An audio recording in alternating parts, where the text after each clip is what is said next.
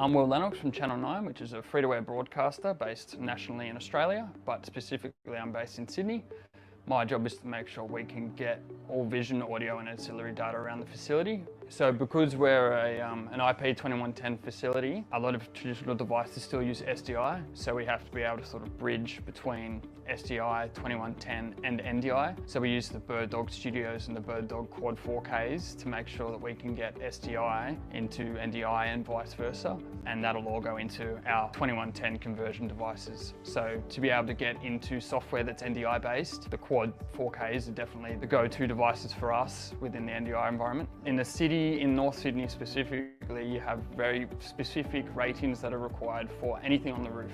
In our tower, our mounting for wind speeds and weather, IP67 rated, the Bird Dog A300 met those requirements. We also had a requirement for redundancy, so we have the SDI as well as the NDI out, in which we have a PoE injector that goes into the switch. If we ever lose any of that networking infrastructure, we have the SDI going into a fiber converter, which goes all the way down into the data center, so we can make sure we're always getting that footage if required. That footage is also recorded 24/7, 365 into one of our EVSs. So if anything ever happens, we can make sure we can shuttle through that, and that's available to us. The wide shot of Sydney Harbour is probably the most important for us and for news downstairs.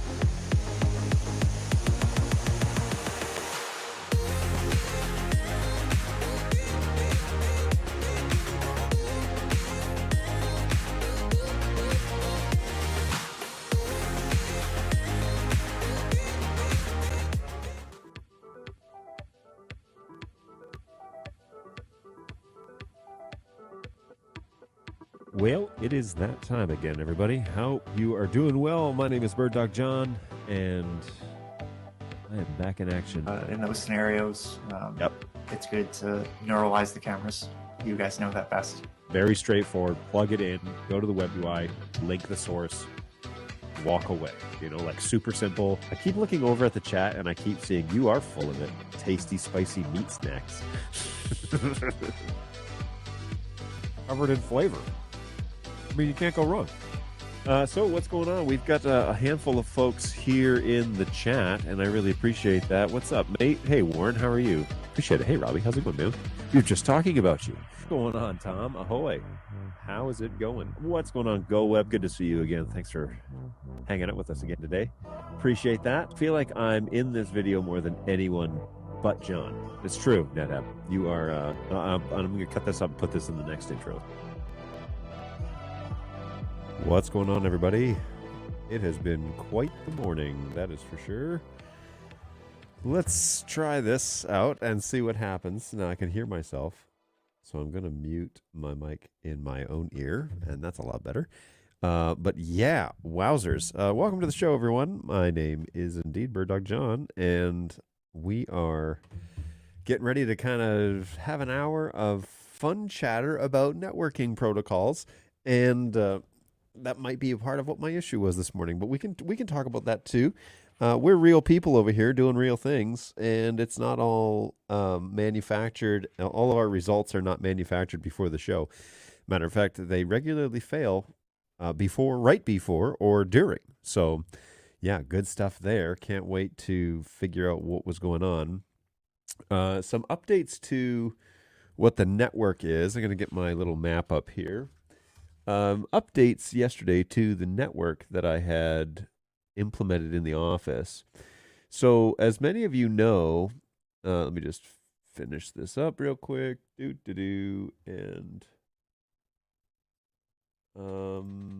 is that today? Somebody's already checked in. All right, so this, we're going to make that full screen, and then I'm going to show that. Let's take a quick look over here. So we got our world map here, and the way that you participate in this world map is by clicking on this little QR code that's here in your top right corner. Clicking on it, scanning it, and going to that website. You can't click on it. It's not a hyperlink. Scan it, go to that website. If you are having a hard time on Facebook scanning it, go to the YouTube page, which is birddogjohn.tv, Jon, birddogjohn.tv. That is the YouTube homepage for this show. If you go there and subscribe, you can scan that QR code there pretty easily. Apparently, Facebook jacks up with the resolution so much so that people have a hard time scanning with it, scanning the actual information. So, yep, there we go. Everybody's checking in.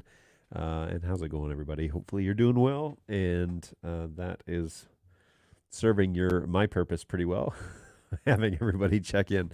Okay, so what on earth happened this morning? Well, I can explain some of that. Sounds pretty good online. Let me know if you're having audio issues. I don't think we have any reported this morning. We're definitely having stream quality issues. So I got a notice this morning when I logged on to StreamYard that there's a fatal error apparently between StreamYard and LinkedIn. They said, hey, we have known issues where StreamYard is having problems streaming to LinkedIn.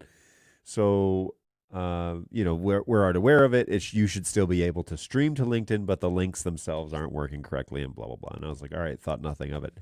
This morning I logged in on my regular streaming computer, which is the old vMix machine. So that is now just a machine that streams out. It's also a PC that I do some testing with for just, everyday applications. And I lit the stream up like with 20 minutes to go, and noticed in StreamYard that it reported that it had a weak connection. And they're like, don't worry, though, if you're on Wi-Fi, just move closer. I'm like, well, I'm not on Wi-Fi. I'm hardlined in. So I couldn't move closer to the router because that's not how this works. So then I switched over to I have a Mac Studio here that I do a little video editing on, but it's my main machine that I use at my desk. And I was like, all right, we'll just stream off of that today. And pulled it up and got the same error. Connection issue, whatever. So I thought, oh, that's a little bit strange that I'm getting a same connection issue on two different machines.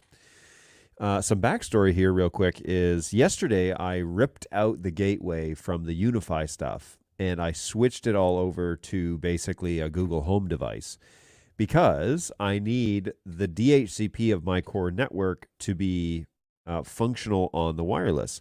And our wireless here is just a Google Home mesh devices. Man, this chair is getting more and more squeaky as the ages roll on. I need a better chair, apparently. So I ripped out the gateway from the Unify stuff. We had a really good gateway, and it was fine. The problem with Google Wi-Fi is that if you operate Google Wi-Fi in bridge mode, which is what I initially did, you can't mesh your other access points. And I have multiples around this office and an office space that I want to have downstairs.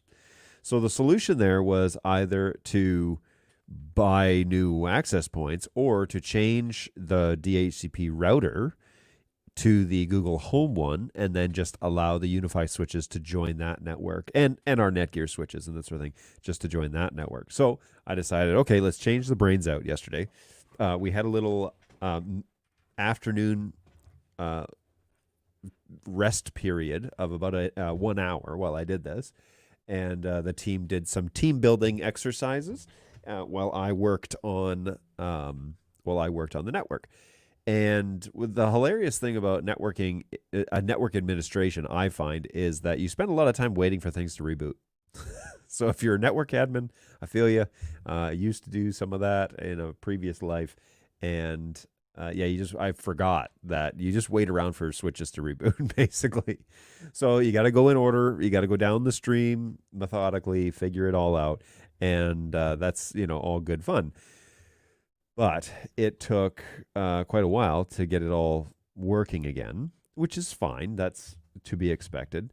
But yeah, we spent a long time figuring all that out. So I got it all switched over. And now Google Home governs my DHCP outside of my external router that communicates with Comcast. Comes in, and then we convert it over and run the whole thing through there, which is nice because it actually gives me the flexibility to join it to my Google account, and then I can see what's happening on the network anywhere in the world as long as I'm connected to the internet. So that is nice because it's annoying to have to log into Unify, which is also web-based, but it's not quite as seamless as the Google one is. So all good. However, that may be the result of me having issues trying to stream off of my network to the internet over the wired network, because the Google Home thing, I think, prioritizes the wireless.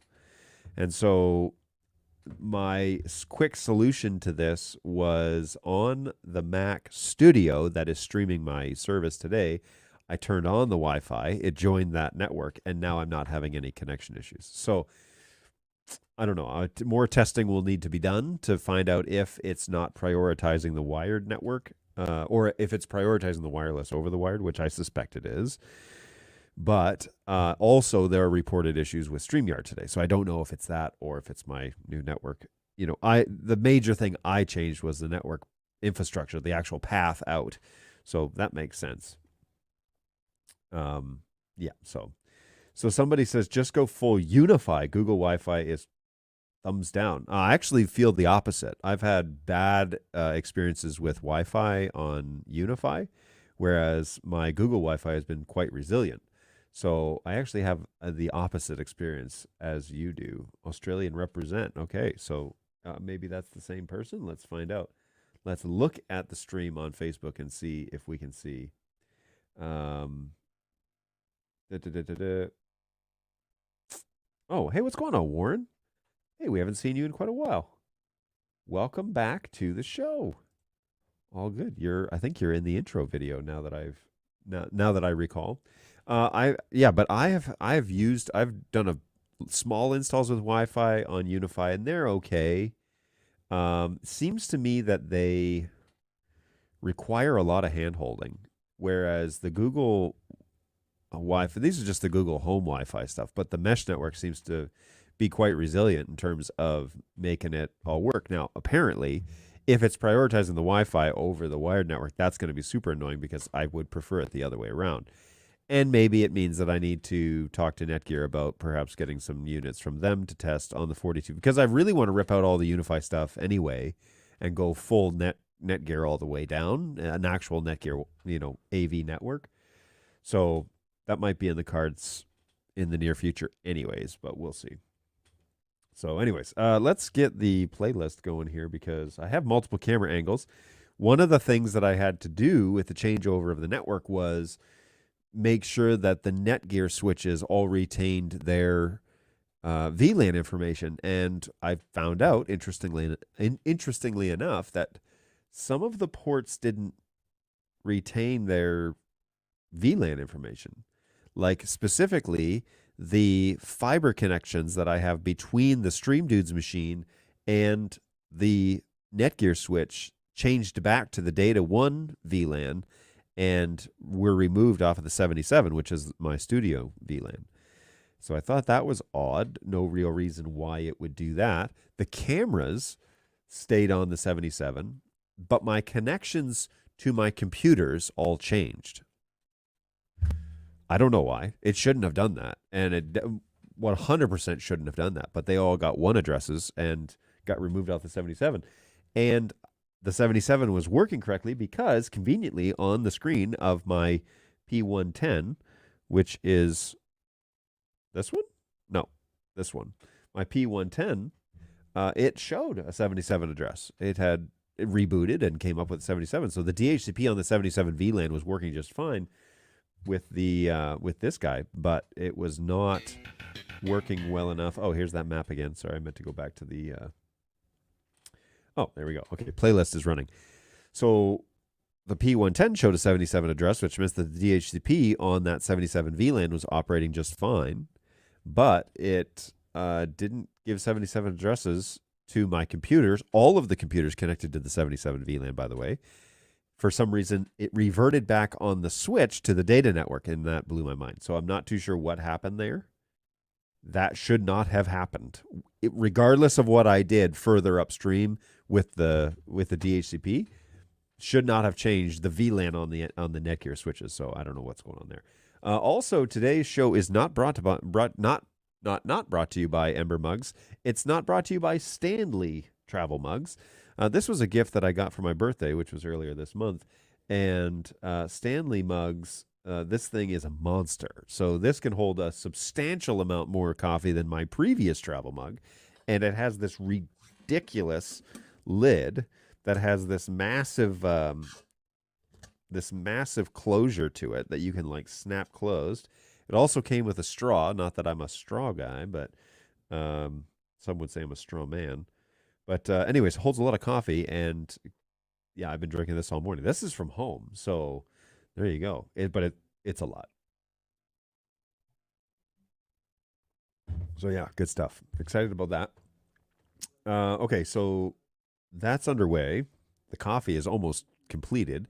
However, something's going on in the office today because they made a pot of coffee. I have yet to drink any of it, but it's almost gone, which means that there are multiple people partaking of this, meaning that they need coffee for some reason today. So I need to investigate that after the show's done.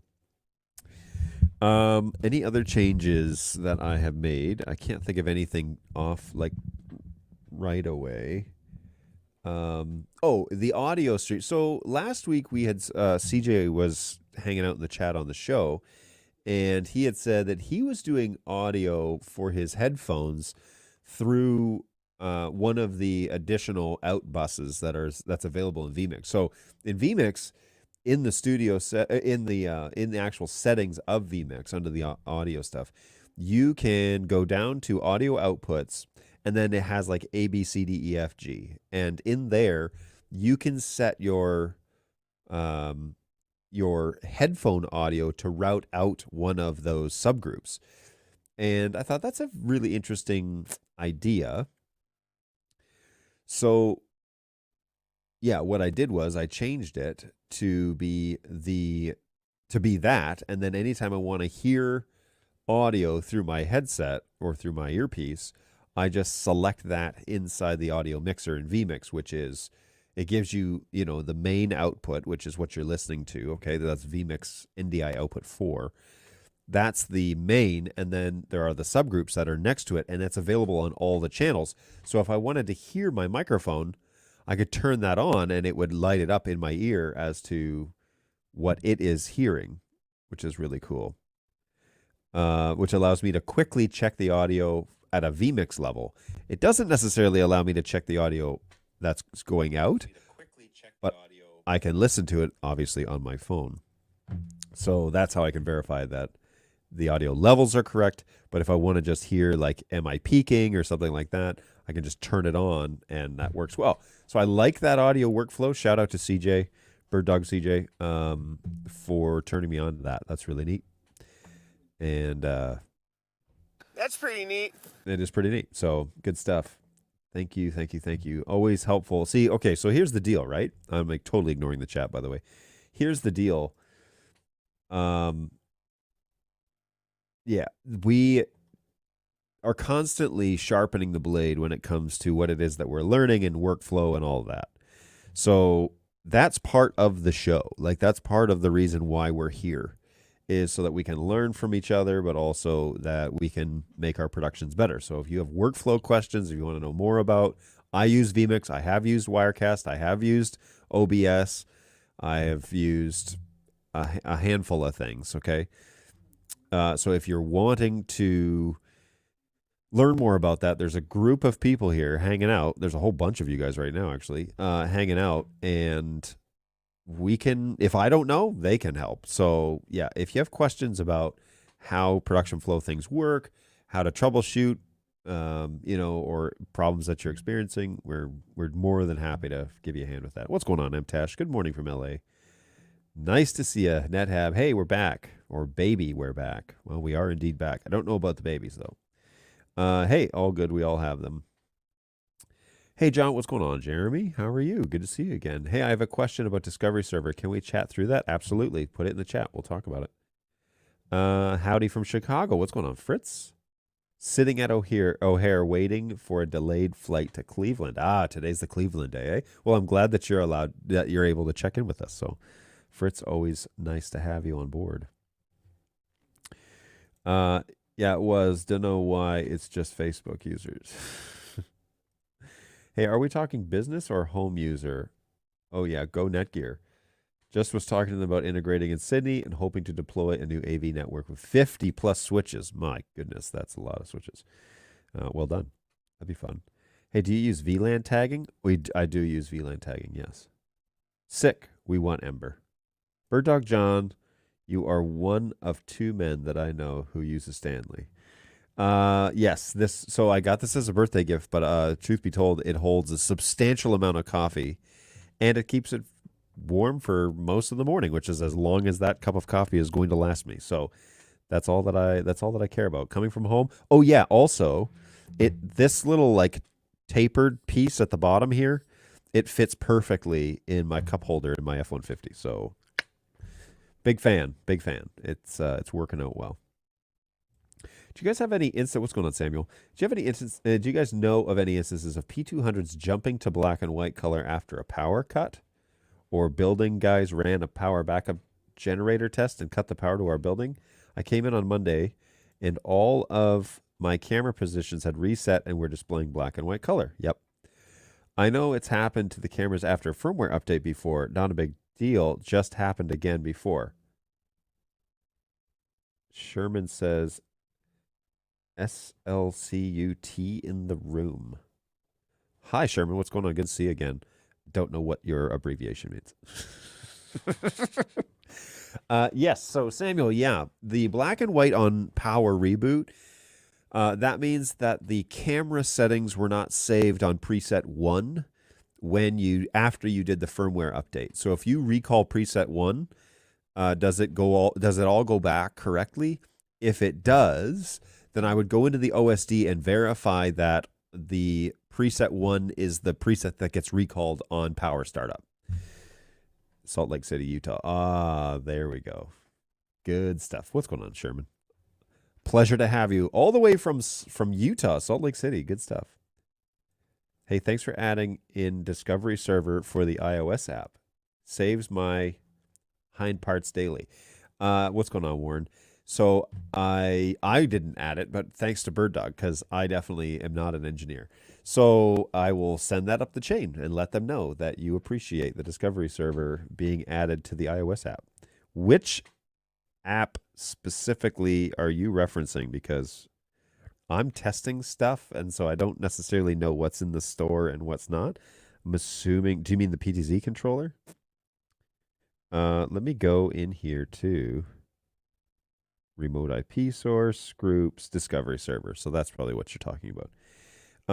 So one of the reasons why I wanted to get, obviously, Wi-Fi on this network, which all of you are probably shocked by because it's kind of a cardinal sin, is because we're doing a lot more with the wireless space. Obviously, the X120, and we have mobile apps that are watching, your BirdDog cameras and things like that. Well, before yesterday, we couldn't really test it. I had one Google Wi-Fi access point in bridge mode for about a week, and I hated it. So I changed it all over, and now we have quite a robust wireless system. The PTZ controller. What else is coming? Things I can't talk about. So whoa, sorry, just got a message. Anyways, I'll navigate down there in a minute. I don't know what's launched and what hasn't. I've got two apps on my phone, but I do know that the PTZ controller is in the store. So good stuff. But anyway, so part of the reason why I made all this change, actually there's two major reasons. The first is we're bringing Wi-Fi to the X120, and the app, we need to be able to test the app and verify that it's working and any updates that we get. But then on the other side is I now have an employee that works downstairs in a secondary space, and he has the network down there. We have a cable that goes all the way down there and connects to a 4250, and then he's plugged in that way. But I wanted him to also have Wi-Fi down there from our network. And in order to do that, I needed to get an access point that could plug into the one and then broadcast that information. So it connected perfectly after I had everything configured yesterday, and so he's on there. The nice thing is that he's across the hallway from the conference rooms that we rent here at the building, and that now means that there's BirdDog Wi-Fi in the conference room, which is great. So that worked out really well.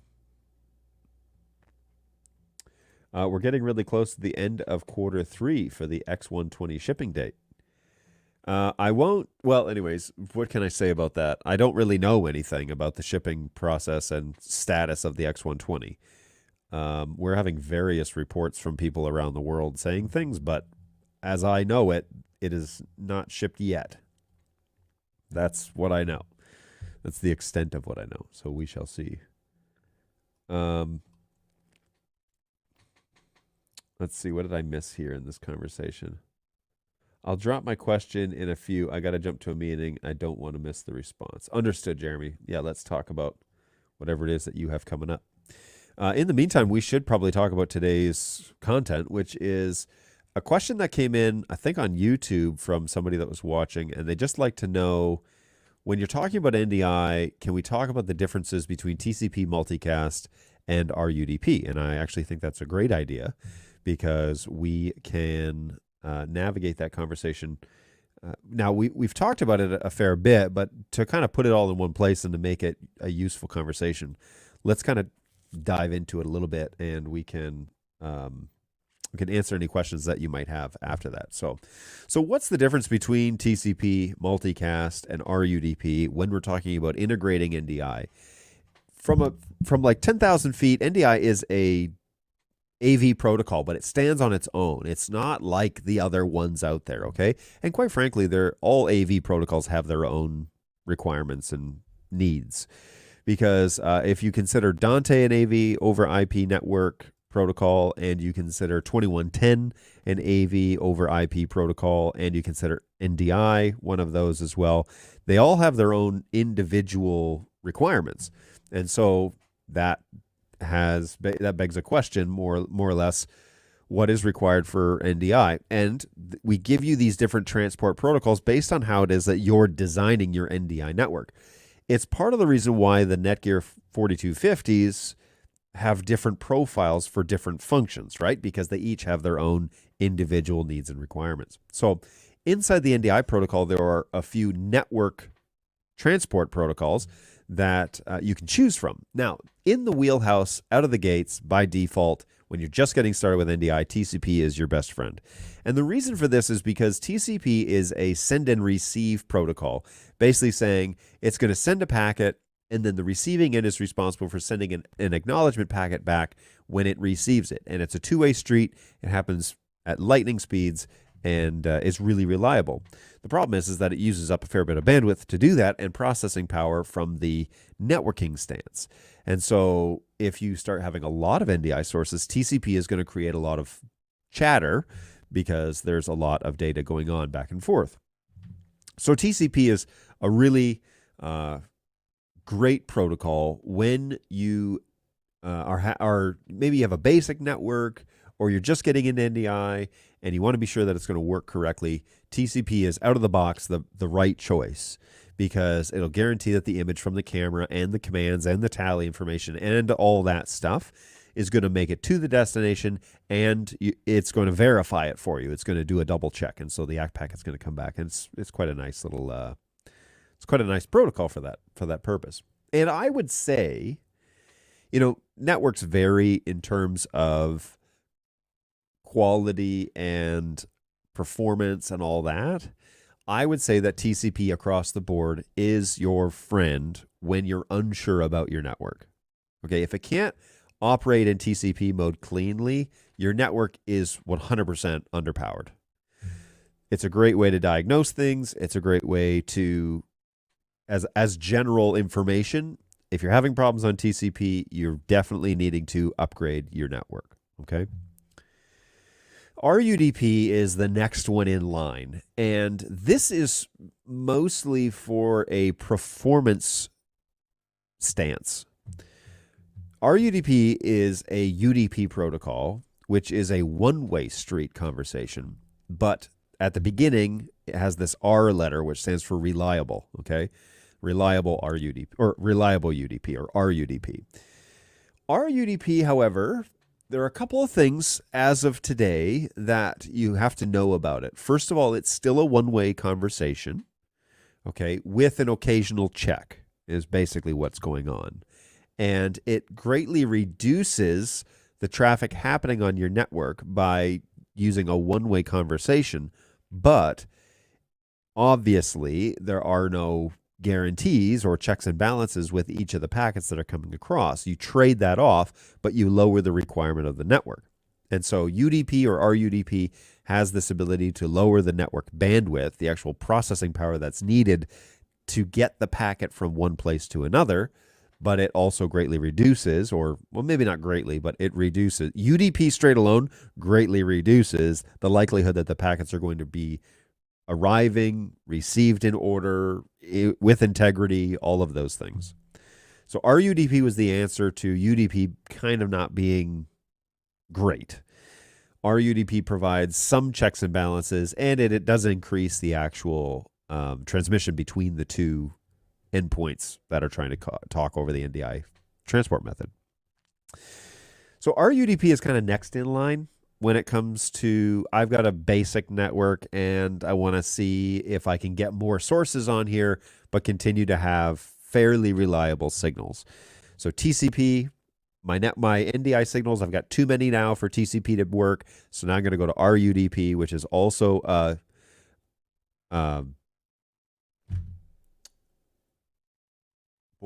just blanked. TCP and UDP are unicast protocols. I'm sorry, my brain. Not enough coffee. I'm trying to kickstart things here. So TCP and UDP and RUDP are unicast protocols, meaning that they are sending and receiving checks and balances or doing their own thing between two endpoints. Okay, the two endpoints are talking and are making that connection. A multicast broadcast is relying on the network to achieve the connection and maintain it, make sure that the packets make it from one side to another. And by far, hands down, is way more reliable than the other protocols available. Not saying the other protocols are not reliable, but saying that it is more reliable to have the brains of the network, especially the things that are physically making the connections at the physical layer, making the connections between the endpoints. So you have a source and a destination. There are two endpoints on there. Maybe you've got a camera at the source and vMix at the destination, or a camera or an encoder at the source and a decoder at the destination, right?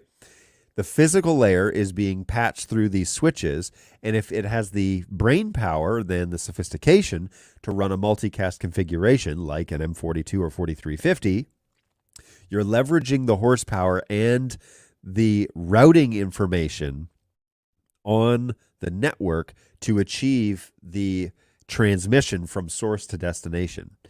And quite frankly, the NDI source and destination doesn't care. It's not really the performance piece in question here. The performance piece is the network. And so if you have the ability to do multicast, it doesn't really care if it's going to receive a TCP packet or a multicast packet. It's going to do its thing with what it gets. So the camera is going to output multicast packets if it's told to do that. The camera is going to output unicast packets if it's told to do that. But it does not care if it's successful. Okay? The receiving side, the decode side, if you tell it expect unicast packets, it is going to receive or expect unicast packets, but it doesn't care. It's going to expect or receive multicast packets if it's told to expect that. But quite frankly, it doesn't care if it makes it or not. It's just going to do the thing that it's programmed to do with the data that it's handed. And if it's handed bad data, or if it's handed packets that are compromised or that are not arriving in time or are missing, flat out missing out of the sequence, it doesn't care. It doesn't care. It's not going to tell you why. It's not going to tell you why things are dropping. It's just going to do the thing it's programmed to do. It's a network node. That's what nodes do. They do the function they're told to do. It's up to us to figure out, and I'm pointing at us as network people or as people that are designing NDI networks. It's up to us to figure out why it's not getting across. And I promise you, it is likely the transport method that you're using over the product being faulty. Okay, people love to jump to my camera must not be working right because it's dropping frames. And I would beg to say it's more likely that it's the network that's falling apart than the device, because the devices are put together on a regular basis and, tested, and we test the firmware, we make sure it all does the thing it's supposed to do, but it definitely has to be on a proper network. And so my encouragement is to always internally look first. How are the packets expected to get across? And this is why we say don't use unmanaged switches, because you can't do anything with that. You can't log into it. You can't look and see, is this thing is the CPU maxing out? Is it having problems processing more than 600 megs of data? Is, on gigabit ports, is it, having these issues? So unmanaged networks, there's no diagnostics. I can't help you log into a dumb switch and figure out where the performance piece is, because literally there's nowhere to find that out. So you're kind of on your own if you choose something like that. If you have a layer 2 network or a layer 3 network, meaning that the switches are capable of DHCP, and maybe you have an NDI network set up as we would ask you to have it set up, which we can give you those network recommendations if that's something you want. But yes, if you have it set up with a layer 2 or layer 3 switch and you're having frame drops, now we can find out actually where the issue is. Because we can find out if it's a faulty port, we can find out if it's a faulty cable, we can find out a bunch of stuff. But it's because we can actually log in and run diagnostics on the actual switch. So oftentimes, way more than normal, it is network related, that the packets are not making it from the source to the destination as expected. And The beautiful thing about multicast, which is a multicast, there's unicast and multicast, okay? The beautiful thing about multicast packets is if your switches are capable of, if your network infrastructure is capable of multicast, we can pretty much guarantee then that we're going to get substantially higher results because it takes horsepower to do multicast. Okay, it's not just a protocol that can be done anywhere. Your switches have to be capable of doing that and configurable to do that. But if you can get them configured to be in a multicast state, then it's far more reliable. And multicast doesn't operate like unicast does. Multicast will take packets from a source and specifically get them to the destination it's supposed to go, and will reroute much faster than unicast, will reroute to faster or a better utilization of resources across larger networks. It will do that all internally on its own. Whereas TCP takes longer to do that because it has to figure out best path. But once the path is established, it doesn't really reassess and change. It just kind of maintains that path. And so you may not be operating on the best path forward with a unicast environment. And so multicast can be a little intimidating. You can do multicast pretty much out of the box with the 4250 or 4350. When you buy a Netgear AV switch, again, the 42 or 4350 line, 4250, sorry, or 4350 line, they've done the work for you. That's what you're buying. You're buying the fact that they've set this all up so you can do any of the NDI protocols on the NDI 5 profile. You can do any of those, and that's why they cost more money. But in the AV over IP market, they don't really cost that much. So there you go. So the differences between the unicast and multicast is reliability, first and foremost. But multicast also allows you to greatly scale up the amount of NDI sources you can have, sources and destinations you can have on the network, because multicast packets, you're not creating a 140 megabit stream on the network per connection. You're only creating it at the destination's port on the switch, meaning that every source that you have on the network will only ever be 140 megs. Okay? If I have one camera and 4 bird dog plays running in multicast, that is only 140 megs for an HD stream. Whereas if I'm in a unicast environment and I have 4 plays with one camera, all right, we're going to be running 600 megs because it has to create a new connection to that stream for every destination that it's going to. And so, right, that's 600? Yeah. Is my math is on? Count off?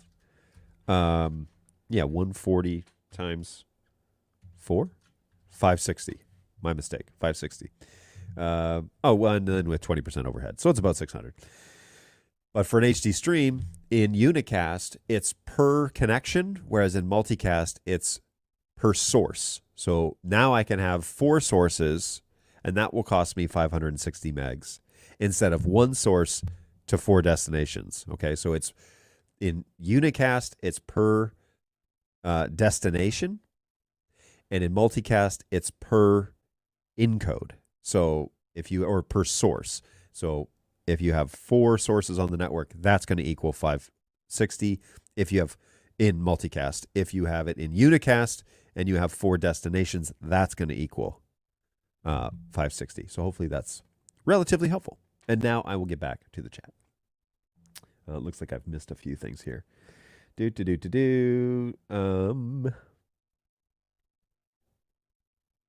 What's the release date for Fleet Manager? There is no release date for Fleet Manager as of today. Any update on Fleet Manager? Happy to beta test if you need people.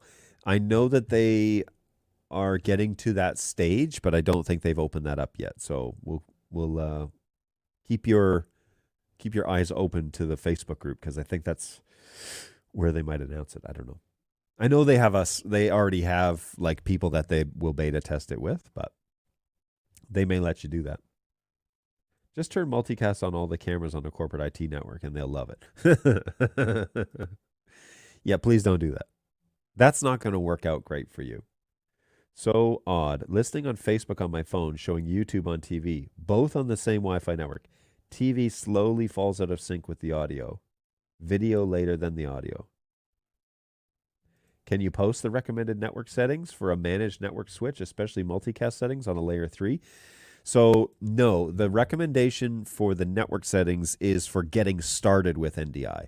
If you're moving into the multicast stuff, that needs to be done with your integrator, okay? Because it's very specific. And so if you're doing multicast on a non-Netgear 42 or 4350 switch, then that needs to be done through your IT department, because every IT department does that differently.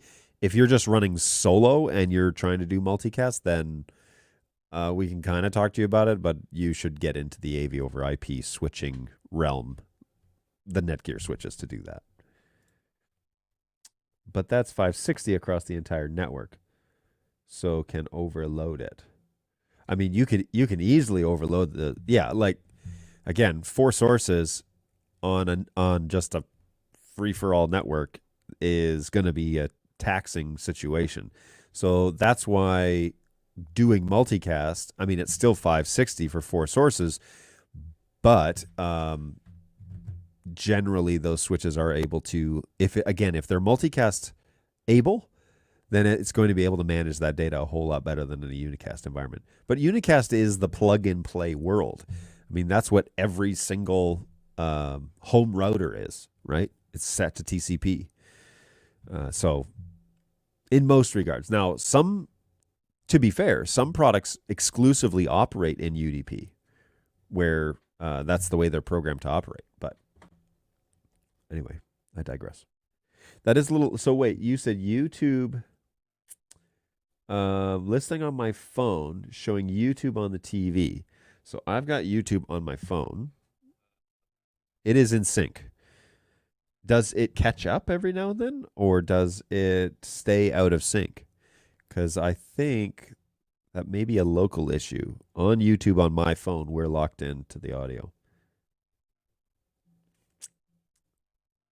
I can definitely post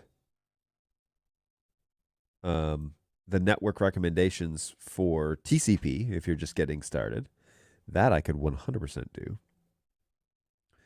I will pull up that knowledge database article and share it with you.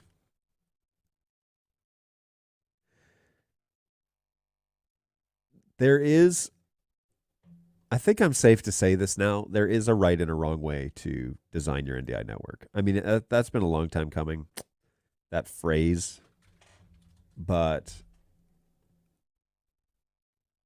I need you to know that there is a good way, and there are bad ways of doing it, and there are good ways of doing it, and there are like really good ways of doing it. So this knowledge database article, which I will post. Oh, this is a Mac. Copy like this. There it is. So this article is just our outline recommendations. I've been using this thing for an age, but I wrote this in early 2020, and we've amended it a little bit, but it has relatively been the same. And I have heard big name integrators for NDI reference these bullet points. And so I'm quite confident that we're on the right track. It's 560 on the switch backplane, but not the actual wire to each endpoint. Correct. Yes, 560 required on the actual backplane of the switch itself, which if you're playing along, you can buy 10 gig switches and connect them over dual trunk lines or more and have a 20 or 30 or 40 gigabit switch backplane and never have networking issues. It's getting more and more out of sync. I'm in Australia, so something, but would think it affect Facebook and YouTube the same. Well, those are both going up to StreamYard, and then StreamYard is sending them individually. But I don't think it's my source. I think it's maybe your TV. Because I'm watching it on YouTube and it's locked in. And so I'm watching the same source that yours is out of sync on, which means it sounds like a local issue and not necessarily a YouTube issue. If you were, for example, to watch YouTube on your phone and YouTube on your TV, is one synced and one is not? Because then we can confirm it's a local problem. What's going on, Daniel? I thought that multicast was only beneficial when sending one stream to several receivers. But do I understand correct? Multicast can be beneficial overall? Yes. So, yes, it is one to many. That is the way that people talk about multicast. But multicast is leveraging the brain power of the network to manage the NDI packets. That's what's going on. And so if you're going multiple sources to if you're going multiple sources to vMix, it's the same. Like if you're going multiple to one, it's the same work involved. But if you have multiple sources and you're using vMix, but you're also going to decoders and you're going to plays and you're doing a bunch of things, the network managing that is far better than doing this in unicast, which uses some of the ability of the network, but it's not as resilient. Let's put it that way.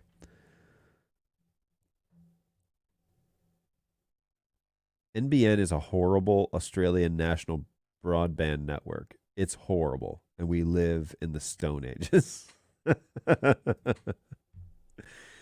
That's hilarious. Hey, I'm watching the stream on YouTube with my Android TV. All good. There you go. Yeah, I don't detect any delays on the YouTubes here in the US. So there's that. There's that.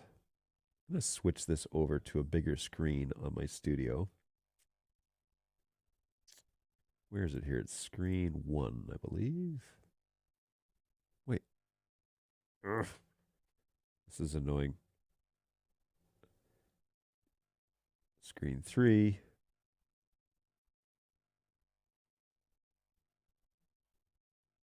Uh-oh. Let's hope I didn't just, lose that. There it is. Okay, cool. Very cool. Got it. So, yeah, I mean, multicast has its benefits just in terms of managing the data.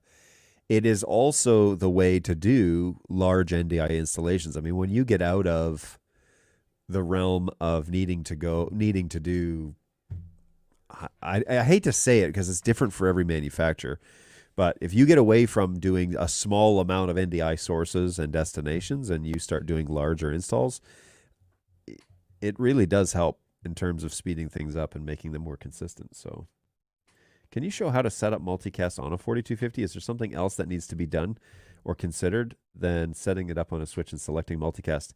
So the beautiful thing about the 4250s is it's already enabled, okay? So all the IGMP snooping, all of the things that are required for multicast, it's all built into the NDI5 profile. So shout out to the guys over at Netgear at ProAVDesign at netgear.com, which is their support address, by the way. These guys have already integrated that and made that a part of the 4250 out-of-the-box experience. And so, no, the only thing required then is to switch all of your devices over to multicast. Be sure you tell all the computers in Access Manager that you're going to be running in multicast, and then reboot all the devices so that they begin to actually output multicast packets. And that's all there is to it with the 4250. Or 4350, which is the brand new line. Same brains, 10 gig backbones. So, yeah. Any update on firmware for minis? No, there is no update for mini. And you can expect that to still be a while because every device going to NDI5 requires an update. And so mini and studio are kind of last on that list as they are the oldest. However, not the least loved. All right. I know that for a fact. I know that you guys love those two products. So, and it pains me to think that the studio is approaching EOS. It's currently EOL, but It's approaching EOS. It's already been 2 years since we've cut ties with the studio, which was the OG of Bird Dog Products. The day, when did I upload? My Rest in Peace video for studio has the date. I think it's January 22nd, 2021. So let's run that for a hot second.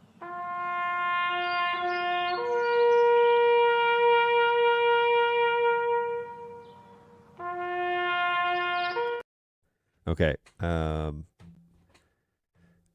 That I thought that gave the date right at the beginning, but I guess it's at the end. So I'll have to pull that video into vMix. Can I download it? I can't download it off of StreamYard, so I have to bring it into vMix a different way. It's in my share drive. All right, back to the chat. Let's oh, and I can pull this up because that's real neat. Yoink. How neat is that? This is a heat map of folks that are hanging out with us today on the show. And if you want to participate in the heat map, all you got to do is scan this little QR code, and it will take you to a page that'll ask you 2 questions. What country are you in? What's your closest city? And it will drop a pin on that city. So you don't have to tell me your home address. You just need to tell me what city you're in. It's very generic. I don't collect emails. I don't do any of that. Just finding out where people are. We got a big audience today from the U.S. and a handful of people from the rest of the world. So always a pleasure to be with you guys. Thank you so much for playing along. It's fun to have you guys check in on the heat map. No word from Angus, who is usually in Edmonton. Haven't heard from him yet, but he will probably be back soon. He's a busy dude. So I'm so happy. I'm working with the 4250. Definitely switching my devices to multicast. Then giddy up. Let me know how that goes. Be sure that you tell everything that to expect multicast packets. And you should know that in the NDI world, it is preferred, not hard and fast rule. Okay? Preferred receive and transmit method needs to be set to multicast. Doesn't mean it won't receive it or won't transmit it in those other protocols. It is preferred. So, yeah, give that a go. Hey, I need to go to bed. Why don't you, Warren? The 4250 also have their own special IGMP Plus, which is awesome. Yes, that is true. They have their own kind of way of doing things, and I'm running 4250s through this studio on its own VLAN in multicast. It's working great. I love it. So I highly recommend, if you're running the 4250 line, I highly recommend it just as your go-to configuration. It has its own little quirks, but it is very reliable, and the switches are able to do it. So now I'm across 2 switches that are trunked together, by the way. So, yeah, they have a 10 gig backbone between the two. Wait, no, they have a 1 gig backbone between the two of them. And then this computer, the Stream Dudes machine that I'm using for vMix, is the Stream Dudes machine that I'm using for vMix is definitely connected via 2 1 gig fiber connections going into each of those switches. 1 connection going into each of them to provide a little bit of redundancy. So I've got 2 gigs going back there, getting 2 different IP addresses. It's fine, but it creates now, and NDI will also self-load balance. So if you have multiple connections to the same VLAN on the computer, NDI will recognize that and will load balance per full source. So if you have a full NDI source and then an HX source, it will put 140 megs on one and 6 megs on the other per source. It will load balance the sources, not necessarily the bandwidth. Okay, so know that difference, but it's helpful. I have had trouble with multiple NICs on PCs and had to switch back to TCP. It seems like it can be quite complicated, especially with Macs.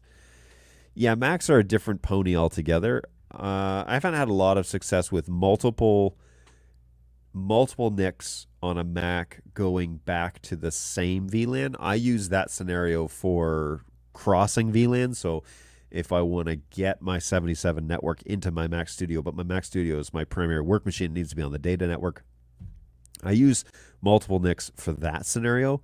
However, with my Stream Dudes machine, my only connection to the 77, which is the Studio VLAN, is through two multicast configured fiber SFP plus ports that are going to two different switches that are also both on the same VLAN.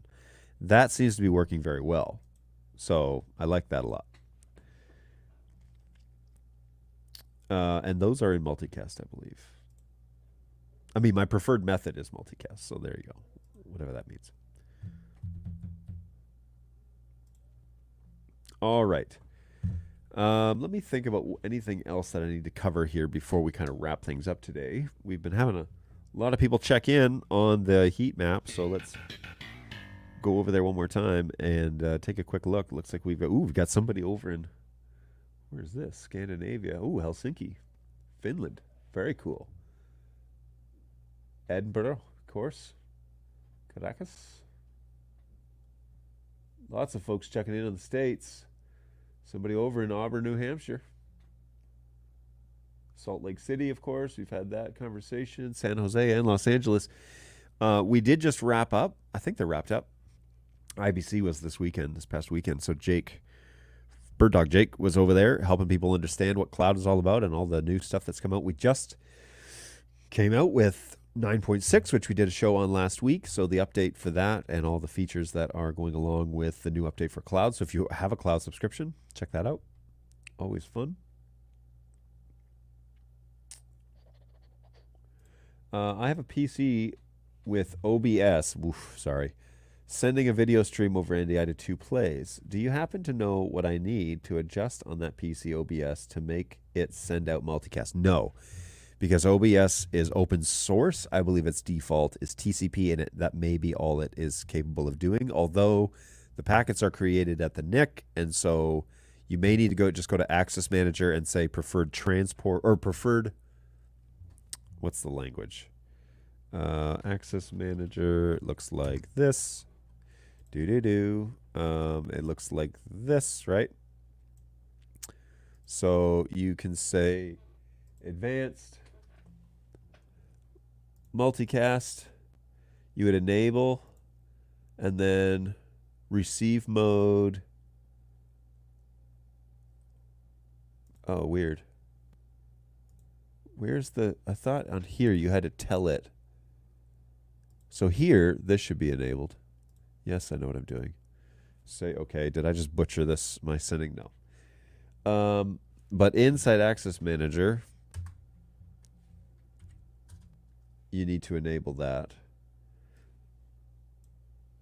Advanced. We have found that the preferred NIC card doesn't really do anything. So I don't know if that's worth changing, but you need to have this enabled inside Access Manager on all machines so that it knows that you're going to be receiving and sending multicast. But I don't know if that's going to enable it for the OBS streams or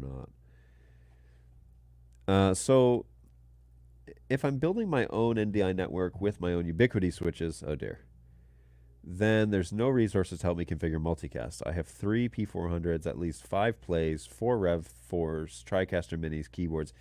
Yeah, the Unify doesn't do multicast in the way that everyone else does multicast. As far as I can tell, it's not clean, at least. I think. Well, there used to be one guy that used to talk about how to configure Unify. Unify on multicast.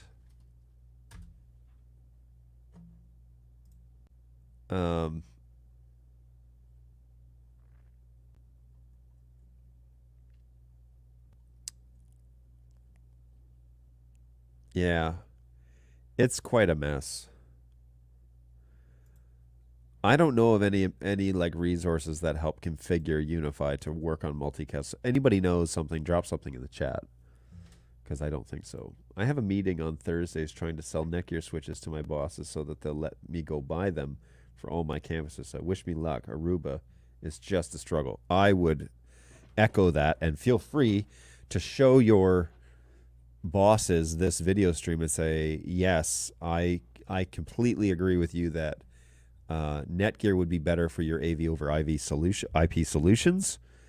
Aruba is not focused on this objective. We'll put it that way, okay? The problem comes in when you need to set priority order and then you lose one or the other networks.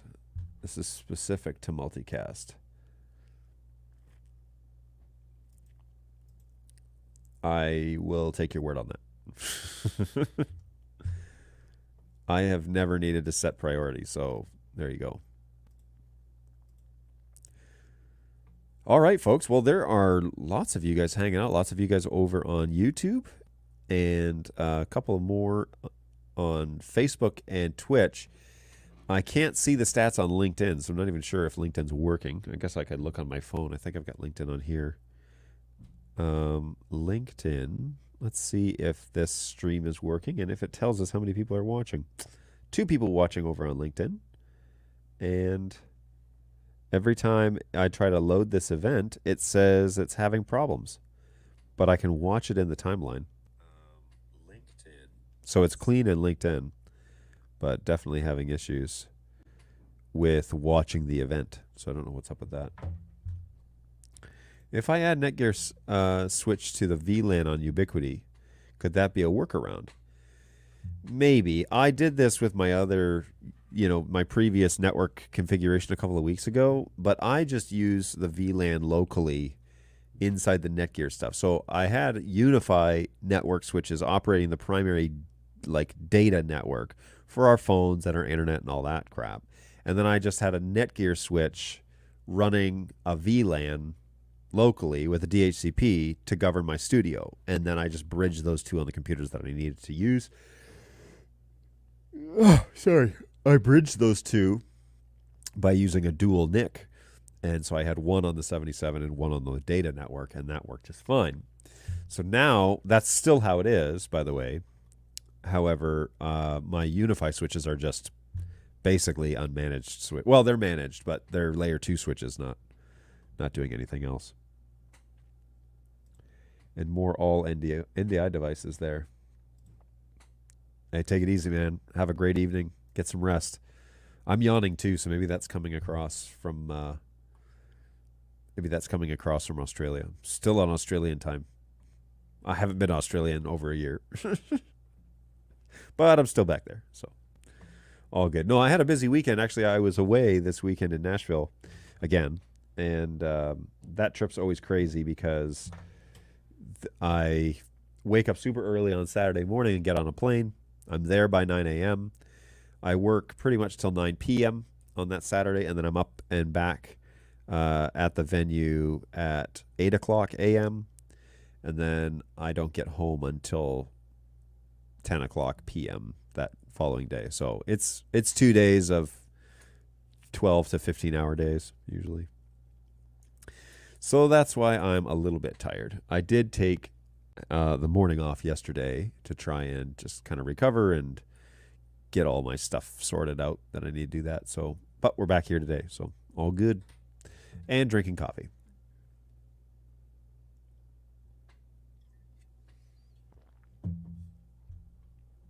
Starting to lose its heat, but it is noon here in Michigan. So, no worries. So yeah, feel free to drop your questions in the chat. If you're watching this after it went live, I do read all the comments that people leave after the show is done. So if you have a question post-show, I certainly ask it there. I'll either reply to you there, or I can set a show about it, which is what we did today. What's the differences between TCP, multicast, and UDP when dealing with NDI? That was a great question asked on YouTube, and we made a video. We set a whole show to talk about that. So love that. Feel free, if you've got questions about anything in the Bird Dog realm or anything in the NDI networking world, feel free to post a question either here in the chat live or post, and we will get that answered for you. So we do this show twice a week, Tuesday, Thursdays, 11 to 12 usually, and into the 12 o'clock hour is typically when I end it. But we go live for an hour to be available, to have the opportunity to talk to somebody and for them to read your question and hopefully address it during that hour show. Again, not everybody can attend. Not everybody can be warned and stay up till the middle of the night. But we want this to be a resource for people to come and hang out, be a part of our NDI community, be a part of the Bird Dog group, and more so than just what Facebook is. Facebook ends up being a place where people post their really excited news or all the problems they're having. So that kind of gets a little of mixed review. But here, look, we're all guys paddling in the same direction, and so let's get you on board and figure out how we can help you out. And if I don't know the answer, I'm not going to tell you something that's untrue. I'm going to say I don't know, or I don't have an update on that, or I'm going to tell you what I do know. And then if it's something about configuration stuff, maybe somebody in the chat knows. And if it's not somebody in the chat and we need to talk to the engineers, I'll write it down and we'll go talk to the engineers about that. So that is all good. To answer this Mr. Burton, to answer this just a little bit more, I had actually set up the VLAN information on the Ubiquity switches, but I never tested plugging into that port on the Ubiquity switch to see if it accessed the actual studio VLAN. I could still technically do that because I do have access to those switches through the Unify app. So if you'd like me to test that, let me know. That would be some configuration change, but I could put the 77 on there and then see if it would talk through the, through the trunks, if that's something that you'd like me to investigate a little more. All right, let's jump one more time back to the heat map. Here is everybody, and you might say, what is this? This is just guys scanning that QR code that's over in that little corner over there and answering a two simple questions. What country are you in? What's your closest city? And if you fill out that Google form and hit submit, it will put a pin on that city, and we just kind of get an idea as to whether or not, where you guys are. So it's all good. We'd like to check that out. Yes, please. I don't want to go and buy anything else. I've already spent so much. So if I add a Netgear switch as a VLAN on Ubiquity, could that be a workaround? Well, the solution I had was, so I have VLAN 77 is on 2 Netgear switches in this office, in this physical office I'm in. And then my Unify guys handle the data side, all of our phones, the one network basically. And so I could light up one of those ports as a 77 and plug into it and see if it gives me back a 77 address. That would be the test. So yeah, I can try that, and I could let you know. I'll give you an update on the next show whether or not that worked, because that's going to take some testing and plugging in of devices and whatever. So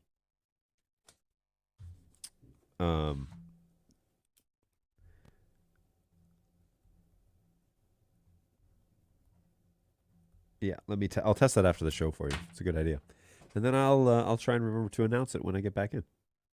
And we'll do that on Thursday.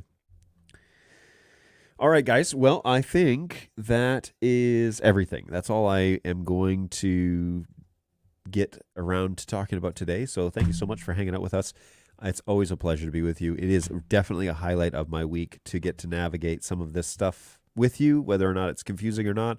I hope that you have found this community somewhat helpful. And if you do, let me know. If you'd like to help me make it more helpful, also let me know. If you just want to bicker and complain about everything that's wrong in the world, I can't help you with that. So feel free. That is this opportunity is always open. So, hey, sorry, I just made it back. I'll ask on another show. I mean, you can ask if you want. I can make a full show about it if it's going to be that sort of thing. But what's going on, Happy Camper? Hopefully you're doing well. Thanks. You are always welcome here. I have the VLAN from my 4250 set up as a third-party gateway in Unify, and it does work. So there you go. Charlie has confirmed our suspicions. I will also do that just because I said I will. And, yeah, we can go that way. Jeremy, if you want to talk about your multicast or your Discovery server question, feel free. We can chat about that. I don't mean to shut it down. It's just we didn't have any further questions, so I was going to wrap it up. But now that you're back, I have no issue with that. I can finish my coffee while you type. Unless you need to get somewhere. And then we'll talk about it on another show.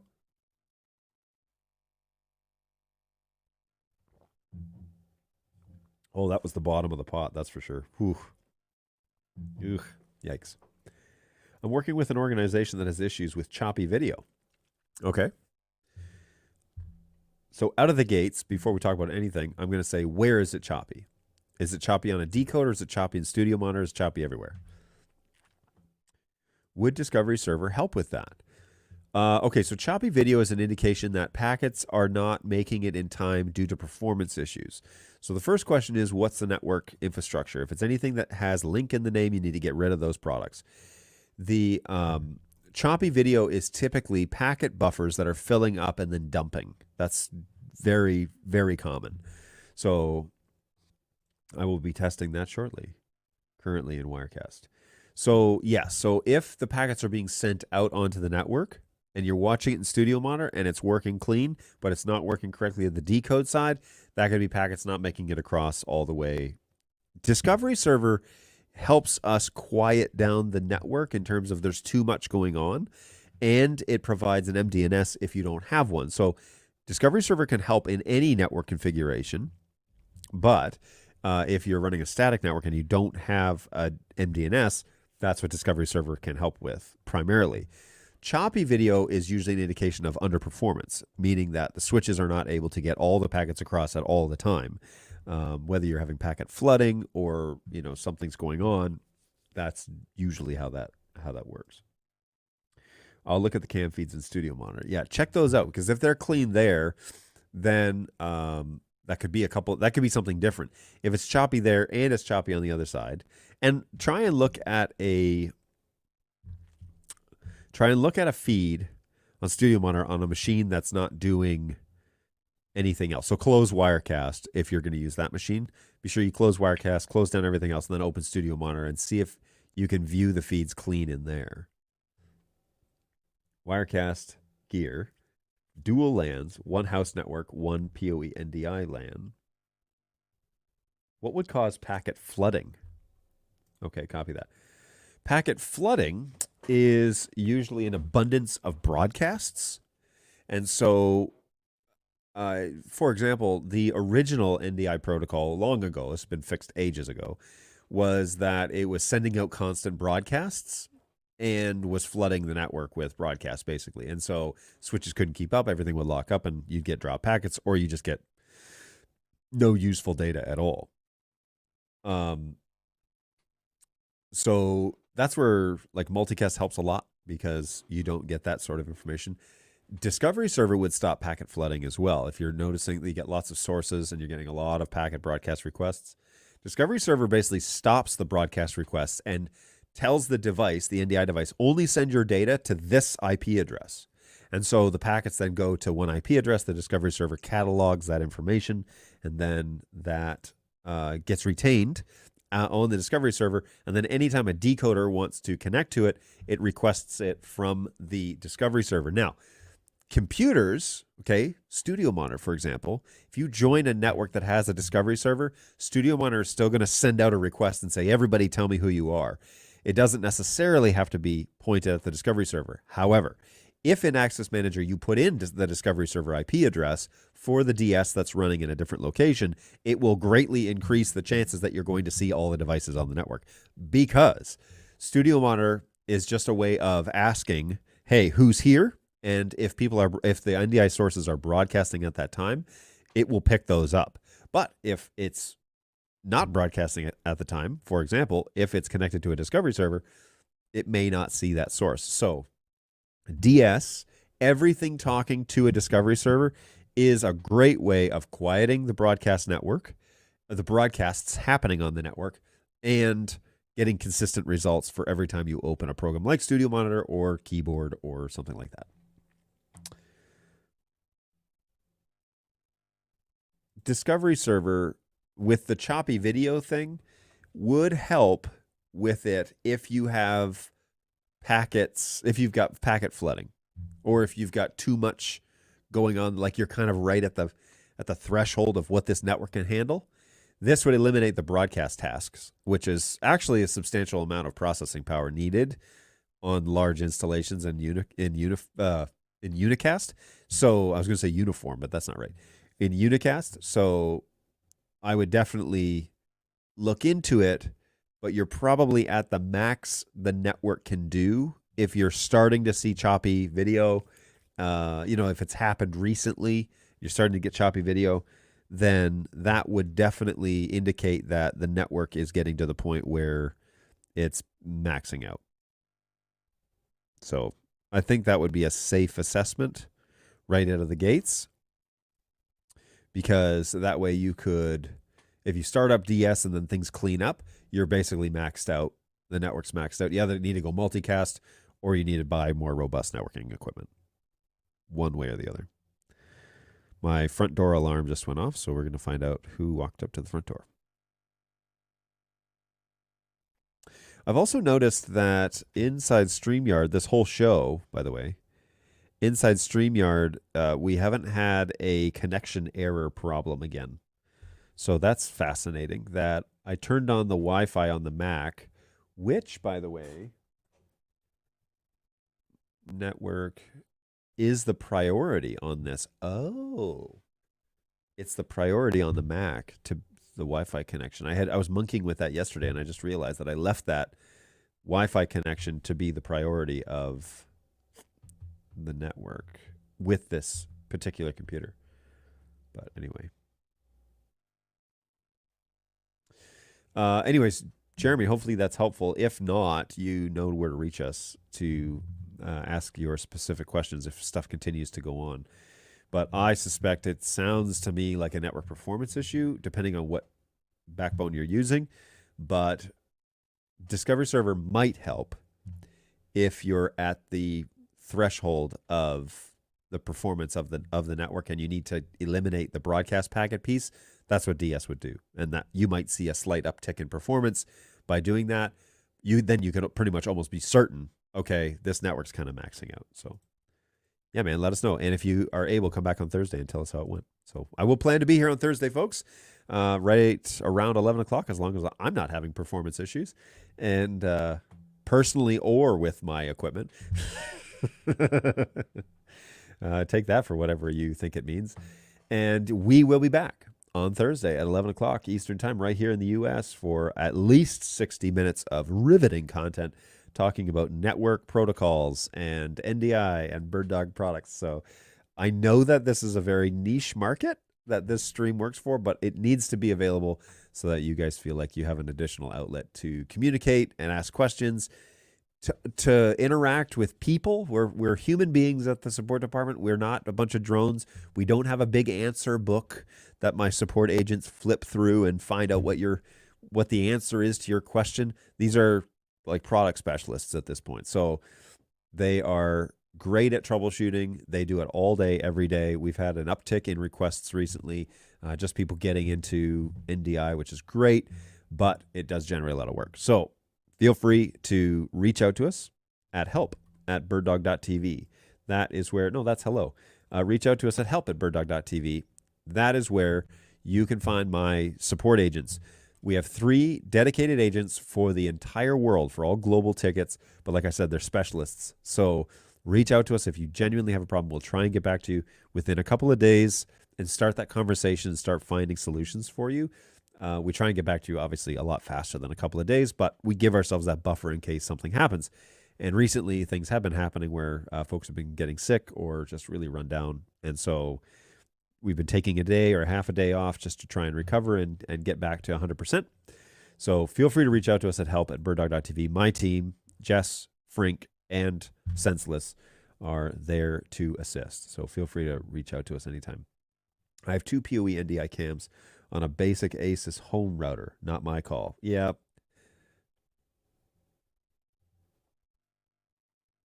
That's probably it. Hey, have a great afternoon. Thank you. Happy camper. It has been a pleasure having you on the show. Please come back. It'd be great to talk to you again. So have a great afternoon, folks, or wherever you are in the world. Have a great evening. Have a good, what's the line from Truman Show? Afternoon, good evening, and good night, something like that. Anyways, I need to get that soundbite. Oh, that's definitely what I should do. I'll get that soundbite sorted out here. Yes, so feel free to reach out to us at help@birddog.tv or wait till Thursday at 11 o'clock Eastern time right here. We'll be back. We'll do it again, another hour. I emailed them, only a newbie question, no reply. Get well. When did you email them? Only a newbie question? No reply. Get well? When did you email us? Because we have a substantial amount of tickets in the desk from the weekend, basically. But they are burning through those right now. So 2 days ago, 2 business days ago, or like the weekend? Because if it was the weekend, then you got to give us 48 business hours. But yeah, we'll definitely reply. That's the plan. And if you haven't heard a reply, you should reply to that ticket and said, hey, John said you're faster than this. John said on the show that you're faster than this. If you emailed us on Friday and you haven't heard back from us this evening, then yes, that's outside of the 2-day window for sure. If you emailed us on Saturday or Sunday, then give us to the end of the day. We'll try and sort it out. All right, guys, I'm going to let you go. It's been great to hang out with you. Thank you so much. Let me throw this up here one more time. Look at you guys hanging out all over the U.S. and actually the world at this point. So the only guys we're missing are Angus in Edmonton and my friend in South Africa. So everyone else, thank you so much. It's always a pleasure to hang out with you and to get to chat a little bit. Feel free to bring your NDI questions right here to the show, birddogjohn.tv. If you haven't done so already, please subscribe to that channel, as that is a great way. Oh, yeah, it's in vMix. That's a great way to hang out with us and to know whenever it is that I upload things or go live. That's the YouTube page, and that's everything I do is done on that channel. So please subscribe to that channel. That helps us out big time. That channel has been growing rapidly, which has been very exciting to watch. And thank you to all of you who have done that already. And we'll see you on Thursday. Have a great couple of days. Enjoy the week. Hopefully it's treating you well. And we will be back with you shortly in a couple of days, barring nothing else comes up. Yeah, we'll hang out again. So take care, guys. We'll see you soon. Bye.